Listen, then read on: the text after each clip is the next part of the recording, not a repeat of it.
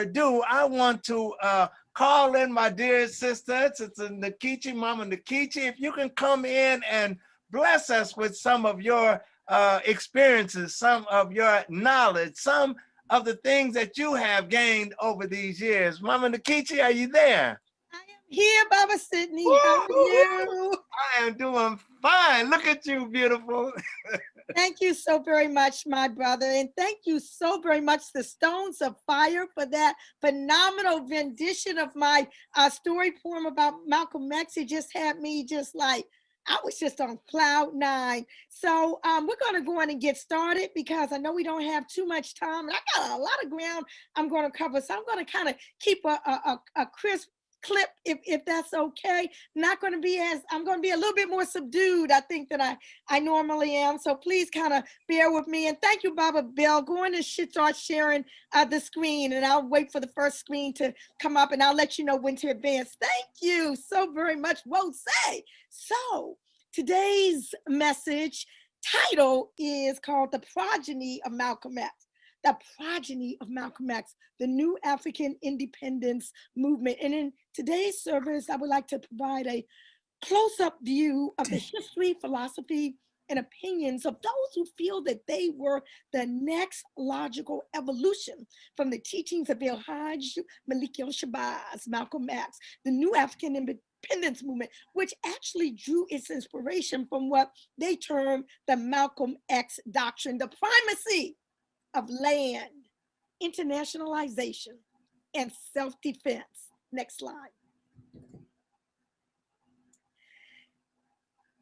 So, of the three brothers who bear witness for Malcolm X, known as we were by our slave name, the Henry brothers, only Milton Gaidi was sure from the beginning. I was the last to come to the realization that it was he who should come, and that there was no need to, quote, look for another.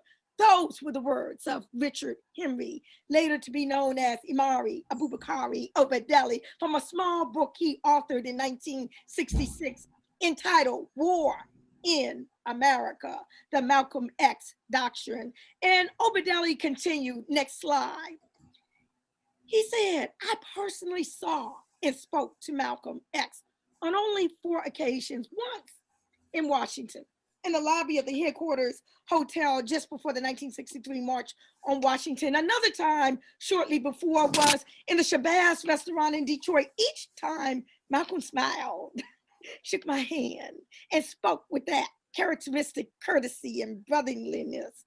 But I was sure he did not know me, and certainly did not recall me from one meeting to the next. Twice more we were to meet, once short days before the death of John Kennedy, when he came to Detroit to address a rally sponsored by the Civil Rights Group Goal, Group on Advanced Leadership, of which I was president, a moment when Malcolm's popularity with the Muslim rank and file was at an all-time high, and he was still within Elijah Muhammad's Nation of Islam. The last time was a year later, February 14th, 1965, the day his home in New York was firebombed. He came to Detroit despite the firebombing, so to speak, at a rally at which my brother Milton and brother AJ, owners of the Afro-American Broadcasting Company, had invited him.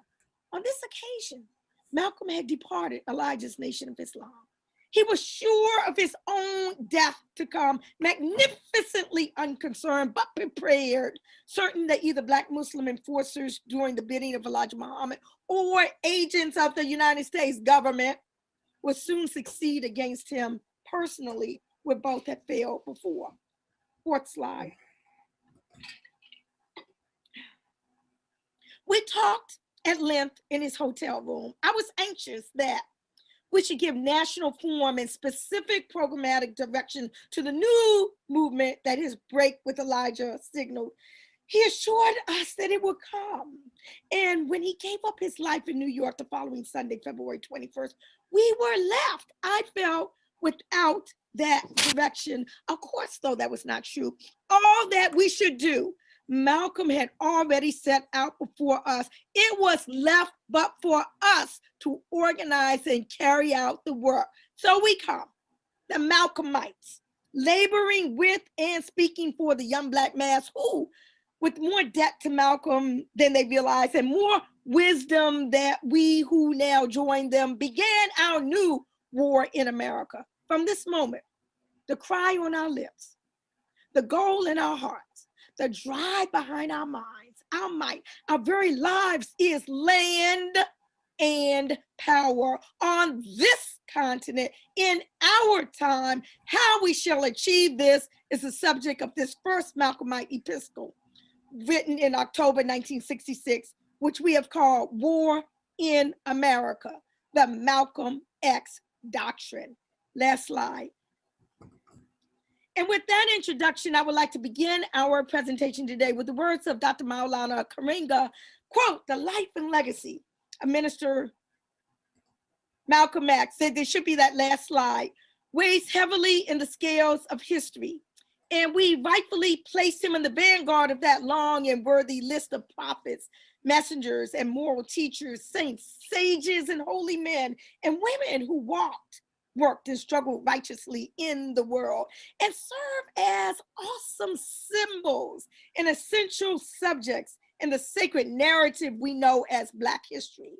Malcolm taught us the moral responsibility of constant learning and living a good life of struggle and sacrifice.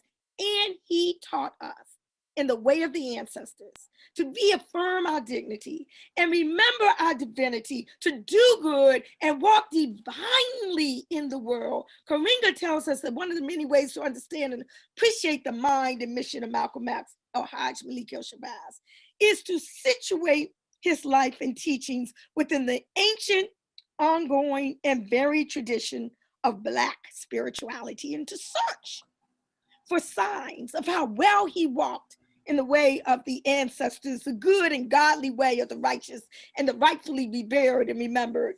The most ancient African spiritual tradition of which we have written evidence is Ma'at in the sacred Usia of ancient Kemet. Ma'at is called the good way, the way of truth and justice, and the way of righteousness, directed toward the perseverance, enhancement, and ultimately the rightful enjoyment of life.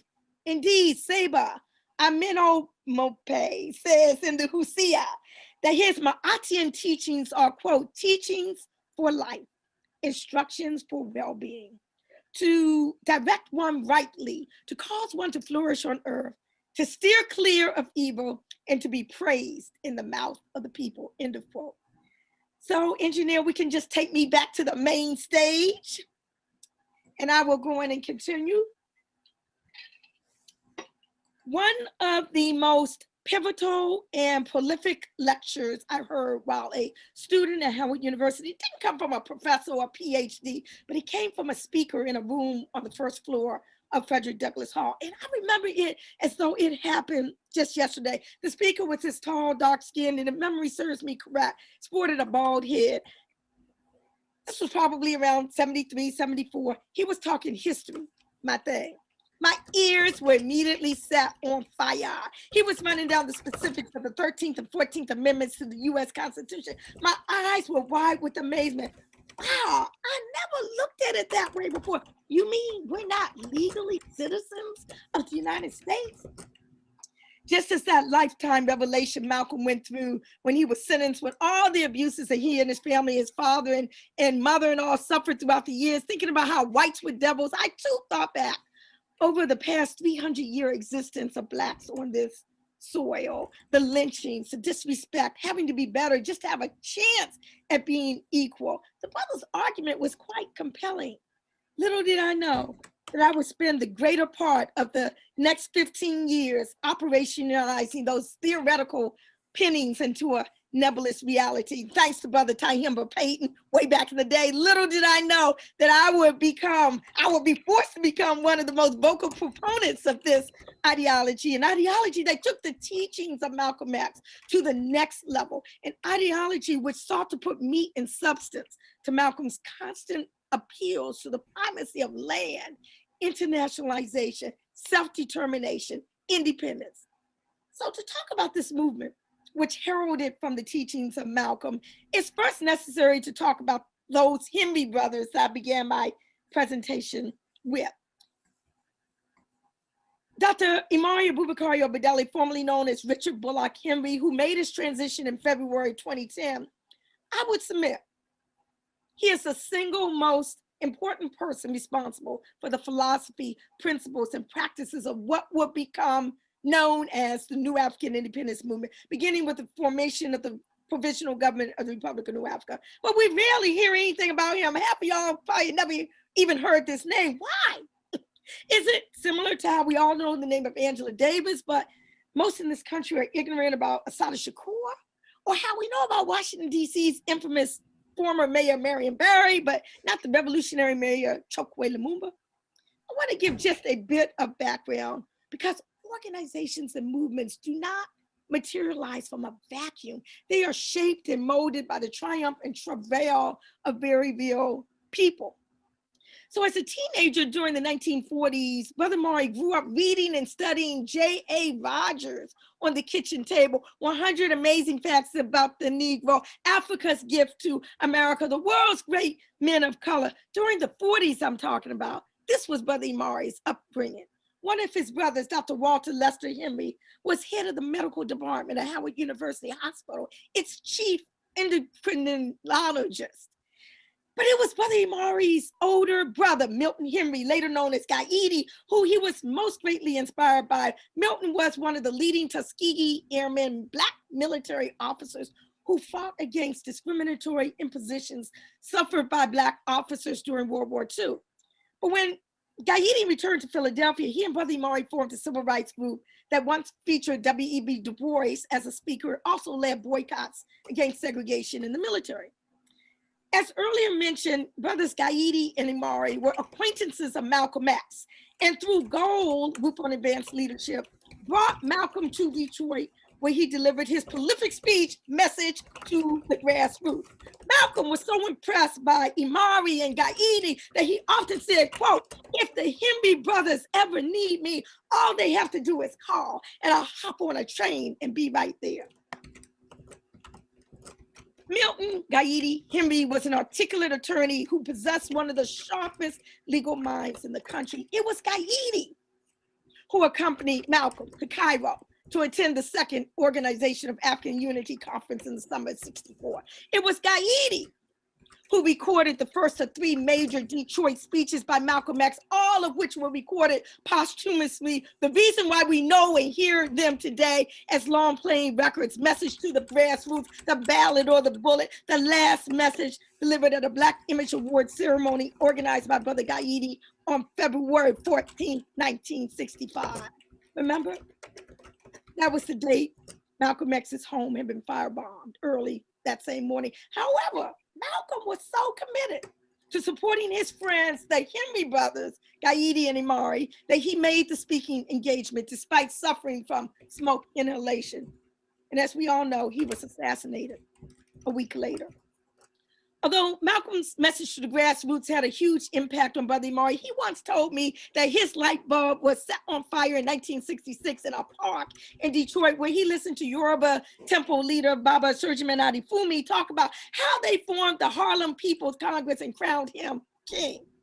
And that rang a huge bell in Brother Imari's mind. It triggered in him the essence of what self-determination is all about. You make it plain that you don't wait for someone else or someone else's law to tell you to be independent. Self-determination means that you do it yourself. This was the year after Malcolm's assassination, which devastated the Henry brothers. As Malcolm was in the embryonic phases of articulating his new ideas, that same year, Brother Imari helped to form the Malcolm X Society, which was designed to carry on and accelerate the teachings of Malcolm X. So, in 1966, on a plane back from London, Brother Imari had been on his way to China because Mao Zedong had promised to give the Black movement $2 million. But anyway, he wrote a small, powerful book called War in America, the Malcolm X Doctrine. And as a result of this manuscript, the Malcolm X Society decided to initiate a Black government conference for March 1968, utilizing 3 themes from War in America, dubbed the Malcolm X Doctrine. Again, independent land, internationalization, and self-defense. And this doctrine was to be the main philosophy behind the provisional government of the Republic of New Africa, which was formed at the conference on March 31st, 1968. Brother Imari was chosen by the Malcolm X Society to write the final documents to submit to the conference attendees, the proposed laws, procedures, programs, and a Declaration of Independence, y'all, which reads partially as follows: we, the Black people in America, in consequence of arriving at a knowledge of ourselves as a people with dignity, long deprived of that knowledge. As a consequence of revolting with every decimal of our collective and individual beings against the oppression that for 300 years has destroyed and broken and warped the bodies and minds and spirits of our people in America, in consequence of our raging desire to be free of this oppression, to destroy this oppression wherever it assaults anyone in the world, and in consequence of our inextinguishable determination to go a different way, to build a new and better world, do hereby declare ourselves forever free and independent of the jurisdiction of the United States of America and the obligations which that country's unilateral decision to make ourselves and our ancestors paper citizens placed upon us. It went on to say that we claim no rights from the United States other than those rights belonging to human beings anywhere in these world, and these include the right to damages, reparations due us for the grievous injuries sustained by our ancestors and ourselves by reason of US lawlessness. So on March 31st, 1968, the conference of over 500 Black nationalists adopted the Declaration of Independence for the Black nation in North America, named the nation the Republic of New Africa, identified 5 states in the Deep South as a subjugated national territory in Mississippi, Louisiana, Alabama, Georgia, and South Carolina, created basic law and a provisional or pre-independence government with elected officials under a mandate to free the land. Under the leadership of Brother Imari Obadeli, much of the early analysis of underpinning what is now known as New African political science was shaped, including the use of the Geneva Conventions and their protocols as a defense to the incarceration of New African prisoners of war and various international law instruments emphasizing the rights of colonial peoples to self-determination. The Republic of New Africa teaches that all Blacks, descendants of Africans enslaved in North America, are citizens of the Republic of New Africa by birth, as a result of being kidnapped from Africa, molded by a common oppression, and to a new African nation in the world, geographically separated from the continent of Africa, but a new branch of the African family tree on this western side of the Atlantic Ocean. Despite the repression of language, religion, and history, the essence of African cultures from the different regions of Africa survived, fused into a new culture, a new nation by experiences in America. The Republic of New Africa teaches that Blacks may choose to give up their New African citizenship, may choose dual USA RNA citizenship, or may opt for exclusivity. But it is the right of choice that is key and the crux to the right to self-determination. At no time, however, was a national plebiscite or people's vote held to inform Blacks of these options under international law, so an informed and collective determination could be made about our political future. Instead, the Republic of New Africa teaches US citizenship was a unilateral decision thrust upon citizens of the Black nation, and as such was not legally binding on those who may choose otherwise. Robert Williams, author of Negroes with Guns, who was celebrated in nationalist circles for his show of armed propaganda in North Carolina in 1961, was named at that founding convention in 1968 as the first president, despite the fact that he was in exile in China. Gaidi Obadeli was named first vice president. Betty Shabazz was named second vice president. Amari Obadeli was designated Minister of Information. Herman Ferguson, at that time a leader of the Ocean Hill-Brownsville movement, was named Minister of Education. Queen Mother Arlene Moore, Minister of Health and Welfare. H. Rap Brown, Minister of Defense. And the co-ministers of culture were Mary Baraka, Maulana Karenga, and Osojimena Adefumi. The year, folk, was 1968, and just about everyone who was anyone wanted a part of this dynamic new movement. Some of these early people were involved in name only, others never served, some stayed to their deaths, but the clear message being delivered was that this was the birth of a new era and a new movement of nationalism. The next step in the ideology of Malcolm X, land the basis of freedom, the new African Independence Movement. I have always found fascinating accounts of the first anniversary celebration of the Republic of New Africa held in Detroit at the famous church ministered by Aretha Franklin's daddy, C.L. Franklin. It could have been a celebration or a cultural gathering. Any one of us in this Wosay room would have attended. You know, there were over 200 people in attendance, lazily milling around the glass door lobby, sisters in their beautiful flowing African garb, dashiki wearing brothers getting their back on, children running around, vendors gawking their wares. You catch my drift, saying their goodbyes, arranging transportation, finding out where the party was going to be. President Gaidi had left the celebration of the first anniversary early, flanked by 4 guards. Outside, other legionnaires, the name of the military force of the Republic of Africa, with rifles lined the outside of the church building. The account went as follows. Police cars pull up and shout, quote, "Hey, NIGGER, put down that gun." Other police take aim to sneak shoot. Now remember, it was legal to carry loaded rifles in the street, but no one inside the church was aware of any of this that was going on outside. All of a sudden, Brother Maury's 13-year-old son, who had walked outside, immediately dove back through the doors into the crowd, shouting for everyone to get down. What happened next, my brothers and sisters, defied credulity. They had been chased back inside the church by a police barrage of bullets fired upon innocent children, women, and men indiscriminately. The huge glass windows of the church caved in, showering the brothers and sisters with shards and slivers of glass. Pandemonium was everywhere. People scrambled under the church pews in the sanctuary. Turn the lights out, Brother Maury ordered. Because of the intense barrage of firepower, everyone was forced to retreat to the back of the church, but not before the legionnaires engaged in self-defense shot back. Making it to the front of the church near a door that led to the basement, the Minister of Information called out to the people, "This is Imari. Follow my voice. Come this way." One after another, people crawled forward on their elbows and bellies. When each reached the front bench, they quickly darted across the exposed aisle to where Brother Imari was and down the stairway into the basement. The shooting had gotten closer. The enemy was inside the building. Bullets could be heard striking in the sanctuary, But Brother Imari later said that far from killing us, the New Bethel Baptist Church incident made the RNA an instant international reality.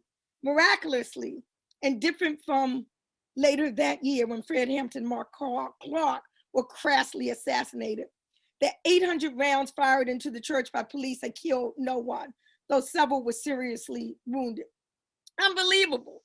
However, all of the nearly 200 people who had been inside the church were arrested, all of them. And because the jail was not large enough to hold them, they were all herded into the basement parking lot of the police station. Women, children, and men had to stand for nearly 90 minutes with their hands stretched tortuously over their heads. Judge Crockett, Reverend Franklin, and others got out of their beds to help and were successful in getting all the women and children released. Brother Imari said that Reverend Franklin said that he knew we hadn't shot up his church. The police did it, and without provocation, he stood in defense of us. Even after they put severe pressure on him as to ruin a music benefit he had planned, denying him insurance and trying to plant marijuana in his suitcase. Days later, the police issued warrants for the arrest of 3 new Africans, Raphael Vieira, Brother Shaka Fuller, and Alfred 2X Hibbett, charging them with assault to commit murder. But guess what? They were each acquitted by a Detroit Black jury. That was 1969. In 1970, Amari Obadali, Chokwe Lumumba, and others in the New African Independence Movement moved the center of the struggle to the south. In March of 71, Black farmer Lofton Mason entered into agreement with the RNA for the purchase of land in Hinds County, Mississippi, and publicized a land celebration day to consecrate the land as El Malik, again in reverence to our Black shining prince, El Hajj Malik El Shabazz. The Klan appeared on TV that night saying that the RNA had no business here, they would not have no capital in their state, and that they would be run out. Leaflets signed KKK taunting, "There'll be no meeting here Sunday, NIGGERS." I would listen to Brother Kwame Afo tell the story of 40 to 50 cars on the highway headed to the celebration, with Blacks on the highway, with the Klan throwing rocks and bricks on one side, and the FBI and the other vigilantes on the other. Despite their threatening presence, there was no outright attack, perhaps because of the visible show of Blacks ready for defense. The slogan, "Free the Land," proliferated everywhere and became the official greeting of the movement.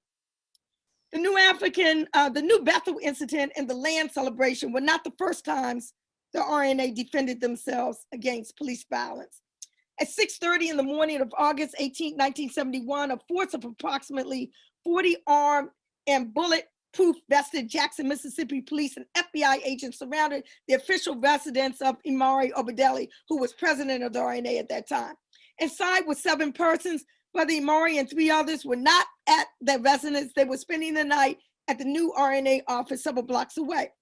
A smaller force of police and FBI also surrounded that building. At the residence, following a predetermined plan, the police and agents supposedly seeking a fugitive who was not there, y'all remember Judas and the Black Messiah, but anyway, gave the sleeping occupants 75 seconds to come out and then opened fire into the bedroom windows with lethal rockets carrying gas charges. In the general firing that followed, a police lieutenant was killed and 2 were wounded.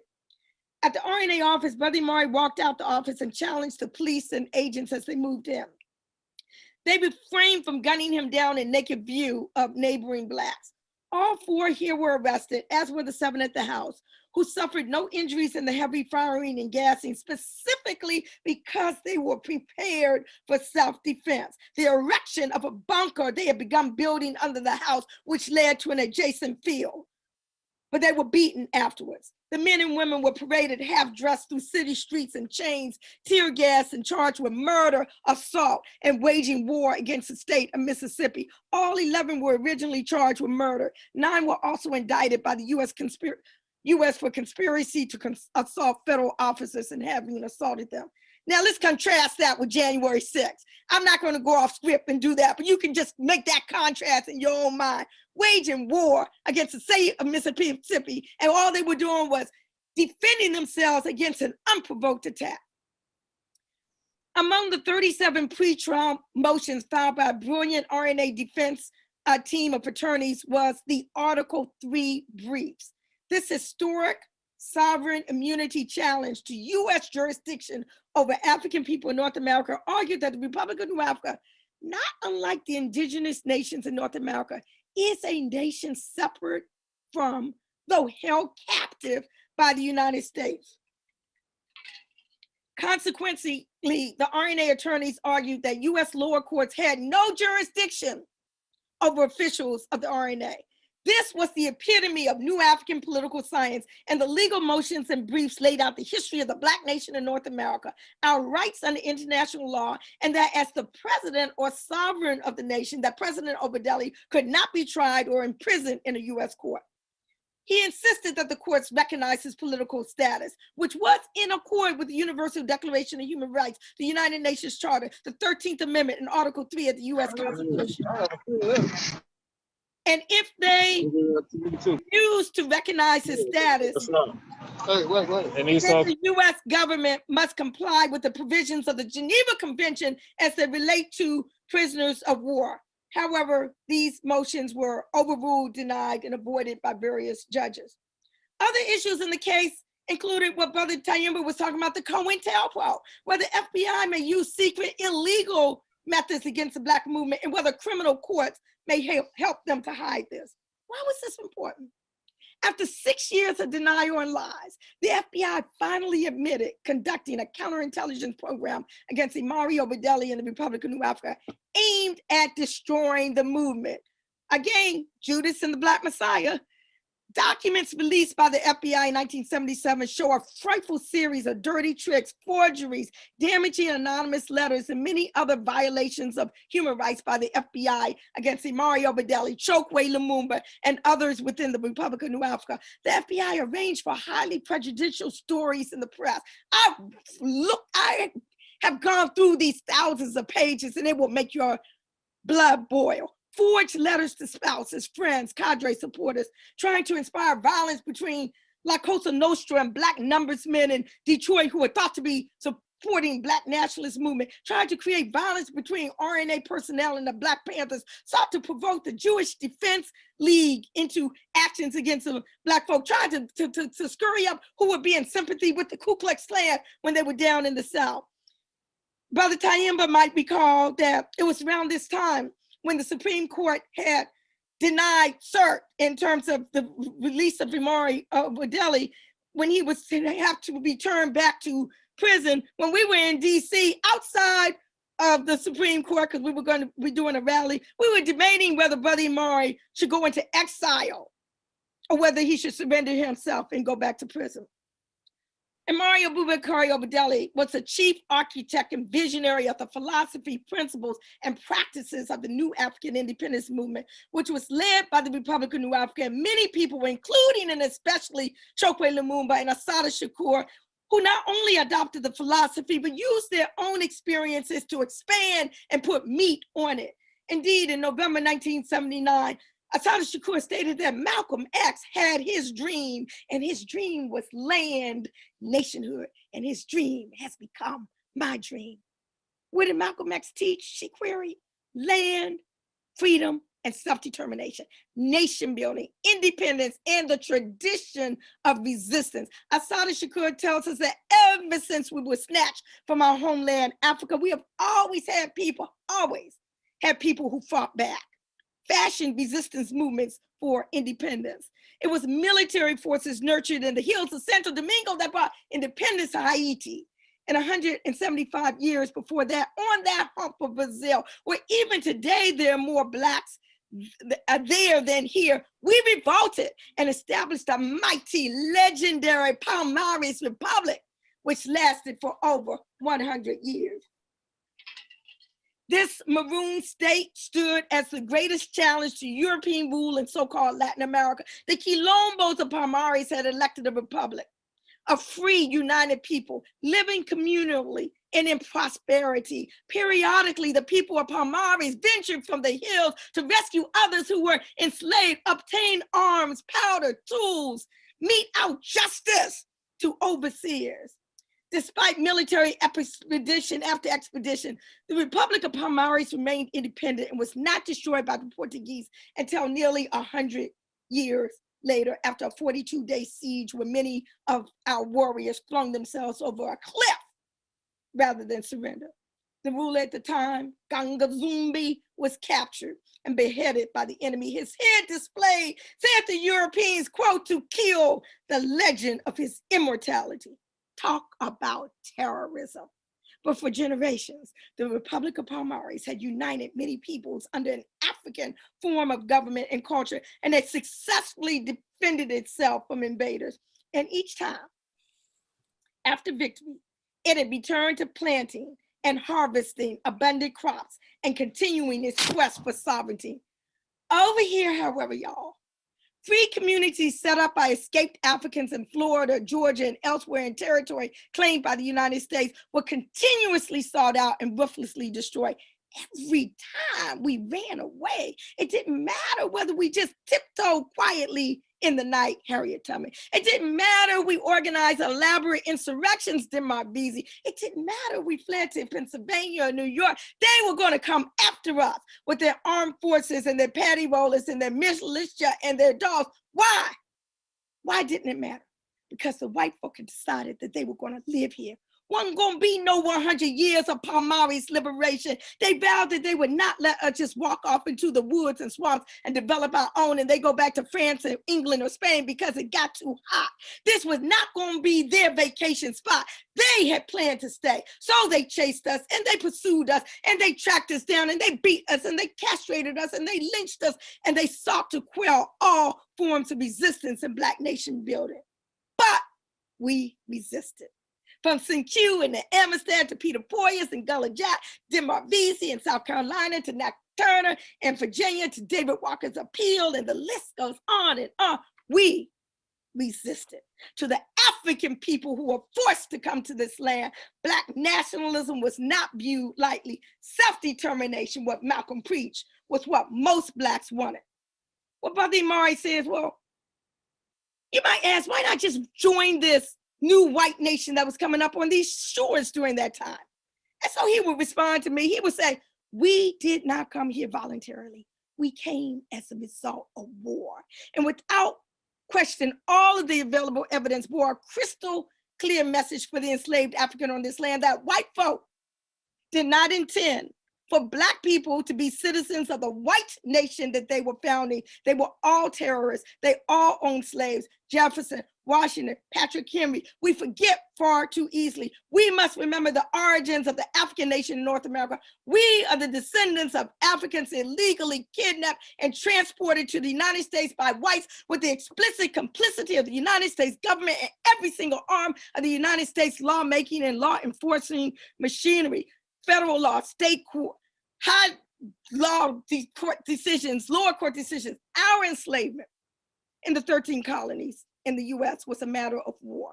War conducted against us under the authority of the US Constitution.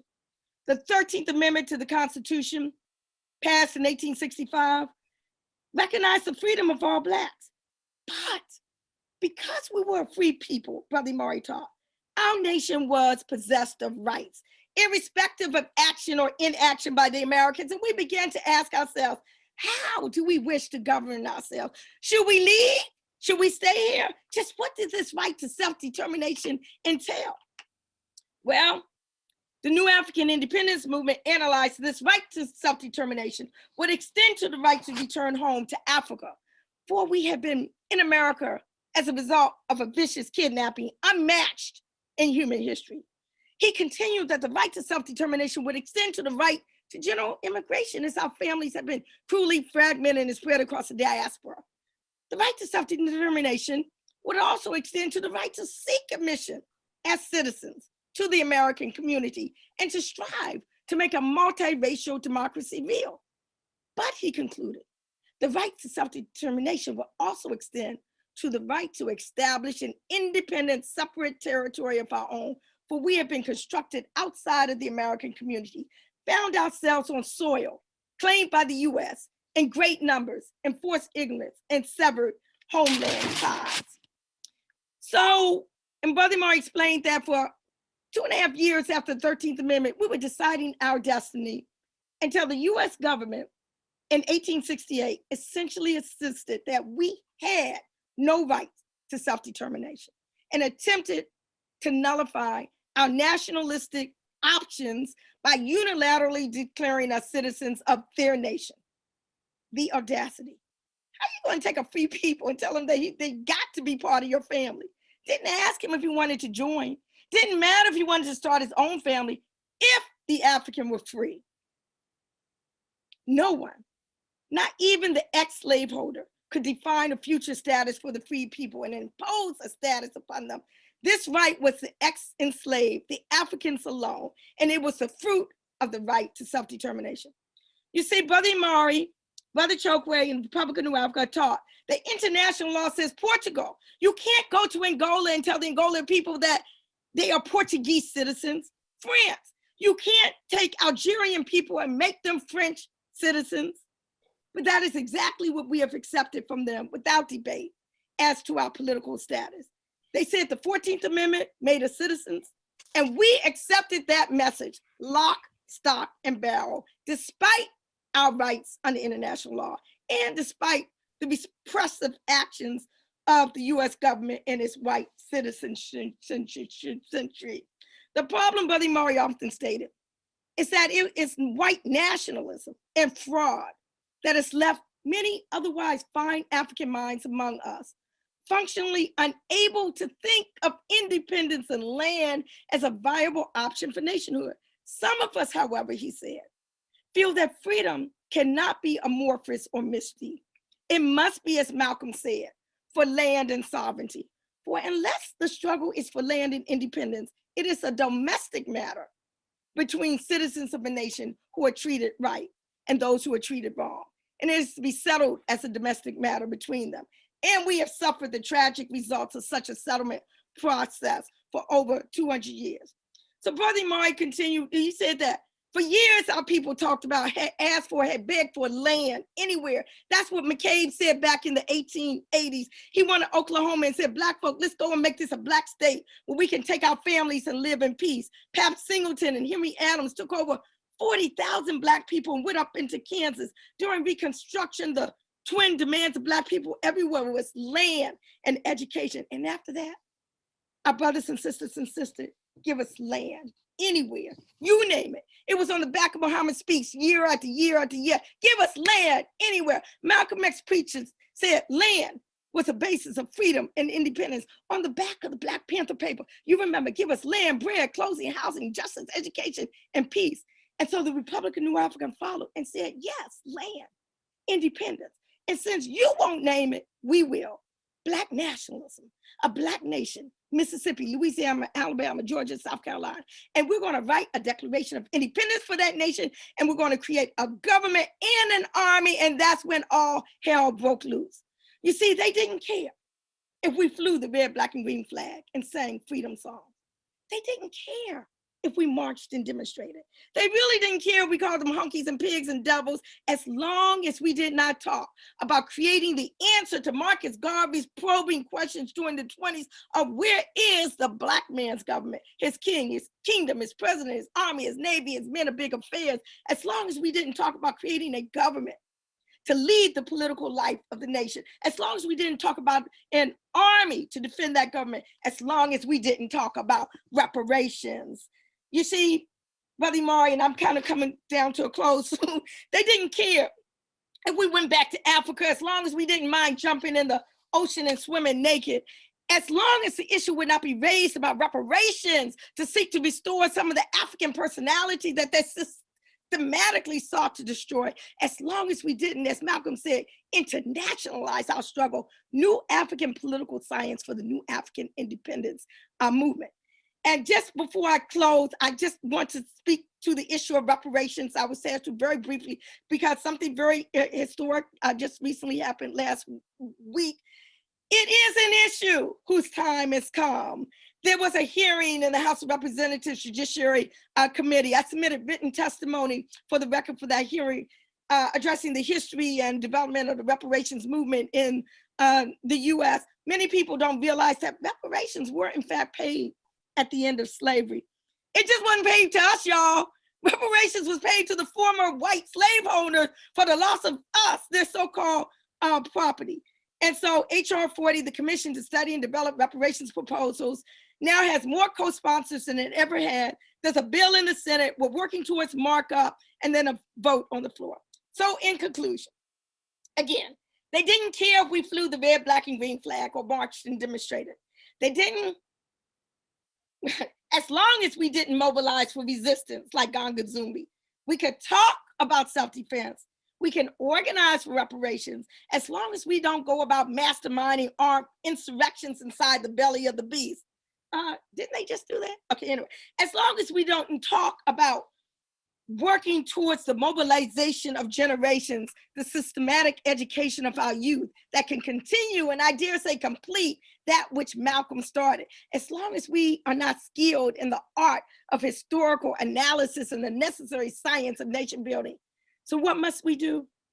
We must learn from the strengths and weaknesses of our predecessors.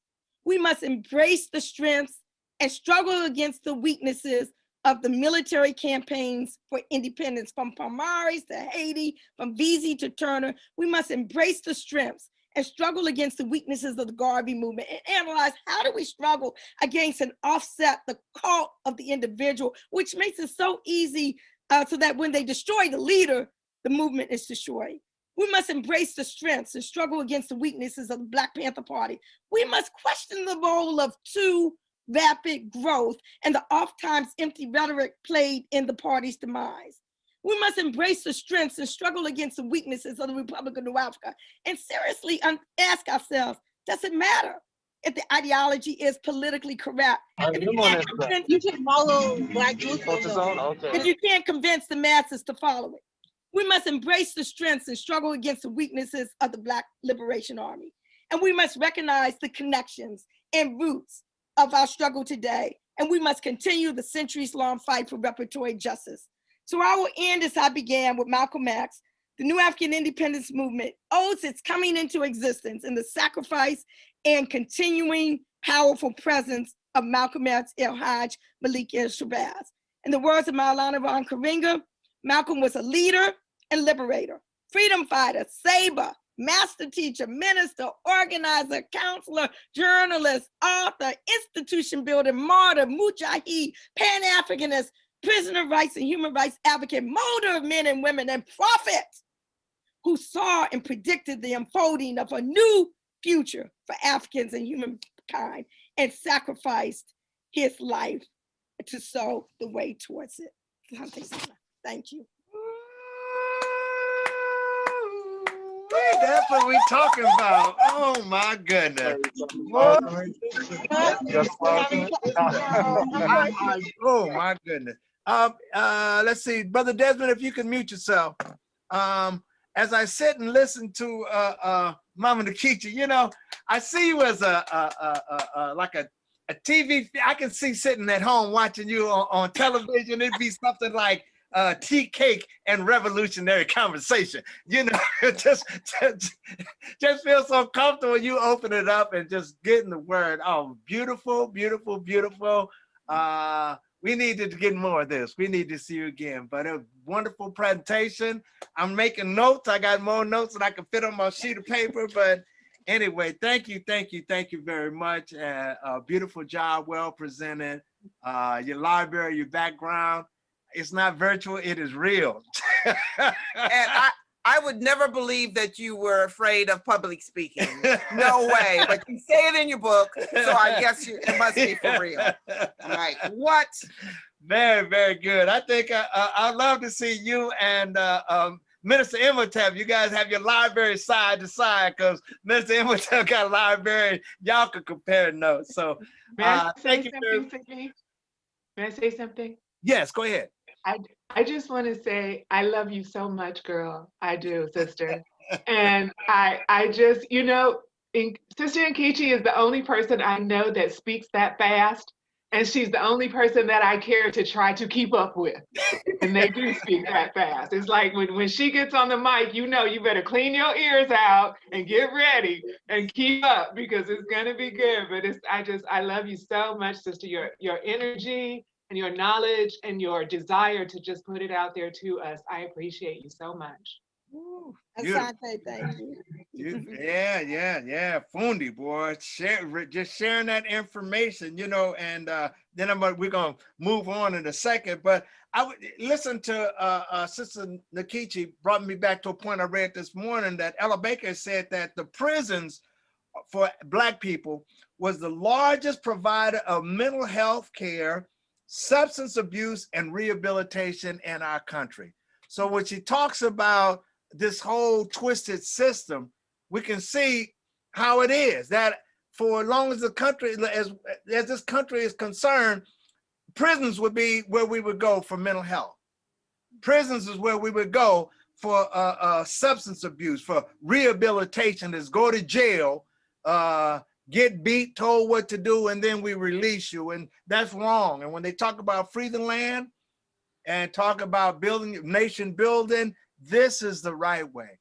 And so beautiful, beautiful, beautiful. So can I just give a real quick shout out? I see Brother Maynard Henry, who's a great nephew of Brother Mario Bedeli, is in the house. Brother Hanif and Sister Salah, Brother Imani Mahdi, who was way back in the day, Sister Imani Kazan. I just wanted to give, I just saw those names in the folk that, Brother Tahima knows he folk that, Brother Damani Keene and his wife. So I just want to say thank you for joining and supporting. Also, Brother Buzz, Ty's Brother Buzz.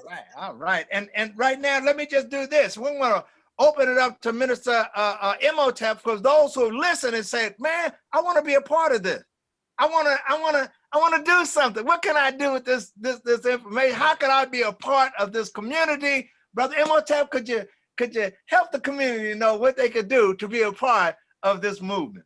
keep going, Baba Sydney, keep going, Baba Sydney, and then we will. What a powerful message! I did take notes. I'll send them to you, Nkechi, afterwards. And keep going. The invitation is extended, and then we'll have the song, the closing song by brother Damu Sudi Ali will give us Lift Every Voice and Sing. But we extend the invitation now to you. If you'd like to become a part of Wose community officially, you may just be on the sidelines listening in, but now is your chance to raise your hand, to say, I want to be a part. I want to I want to learn more about New Africa. I want to be a Malcolmite. I want to know the teachings of Ma'at. You may step forward now, sister or brother. Maybe some children might lead the parents. If you would come today. I just got a note. Somebody said, "Send me the notes, Brother Imhotep." Now, sometimes I know it looks like I'm just typing and it doesn't seem like I'm paying attention, but I'm taking notes on my phone, and sometimes I send the messages to the presenters. All right, I will, brother. I will send you my notes. Okay. Are you inspired? Are you? I mean, like you say, you have to run. May you run and never tire. That's what you'll have to do if you want to keep up with Sister Nkechi. All right, because she is leading the pack, and you have to like her sign, climbing up the hill tirelessly. You have to follow her in order to keep up. Thank you again. Yes. And I see it was a sister Shamila. Shamila looked like she'd raised her hand. Did you get that?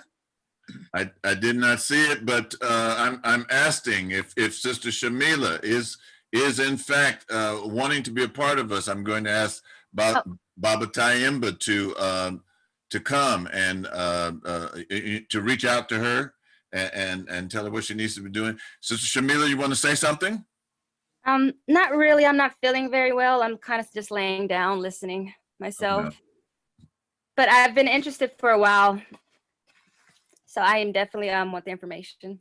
All right. Located at Baba Tayimba will, or someone from the community will reach out and get in touch with you. Shamila McClain. I'm out of Oakland. Yeah, I live in Oakland. You live in Oakland. All right. Well, very good. Okay. Anyone else? Don't want to slight anyone. Don't want to miss anyone that would like to become official. I mean, there are a number of us that are unofficial. You know what? Now everybody was in the Black Panthers, but back then, yes, back then people were afraid of the Black Panthers. They would say it sometimes in muffled tones. And I heard Jay Alfred say this once. He said, when the Black Panthers were on their J, then some of us middle class folks got our promotions. And so we're on the backs of those that have dared to challenge the system. And we're reaping the benefits. So don't just sit in the sidelines if you want to be a member of Wose today. Just step right up and speak up. Speak up and speak out right now. All right. I'm going to turn it over to Baba Sudi Ali. There you go. Damu Sudi Ali, my good friend. Go ahead, brethren.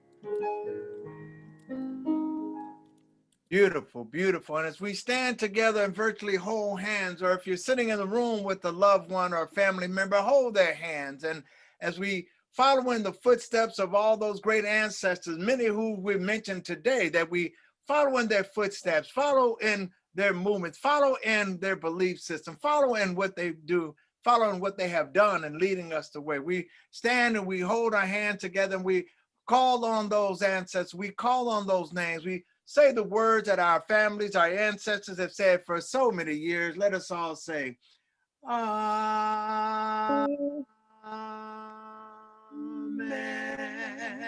Amen. Ra. You are the